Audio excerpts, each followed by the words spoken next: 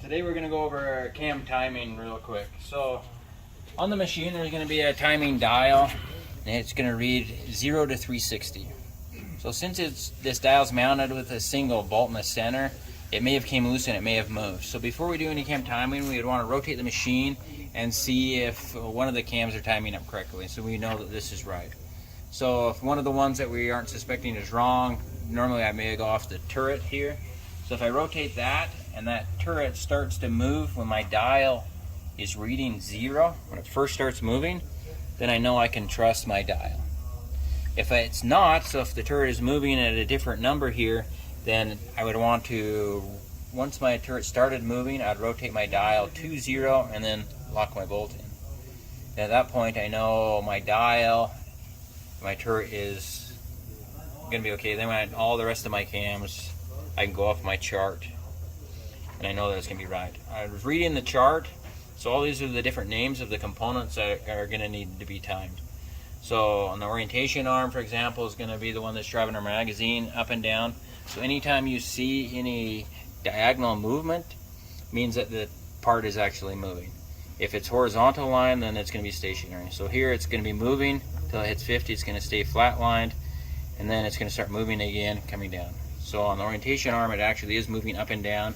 But like a dosing bowl, for example, is going to be rotating. So here it's not going to be rotating. As soon as it hits 75, the disc is going to start rotating again, and then it's going to come up to 85 on stop. So again, you're going to have to go off what your machine is. There's different timing charts for different models of machines.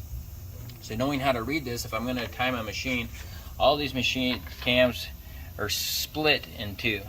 So now the cam is joined in two pieces. So there's bolts that are recessed, or the bolts that are going to pull that cam together and join them together, and then there's bolts that are sticking out. These are the locking bolts. These are the bolts that are pushing against keys against the shaft to lock the cam in place. So if I'm going to, for example, if I'm going to time this cam right here, I'd first loosen my lock bolts up, and then my cam is going to be able to rotate from the shaft. But that said, so if I'm going to do, let's go for example on our ejection cam.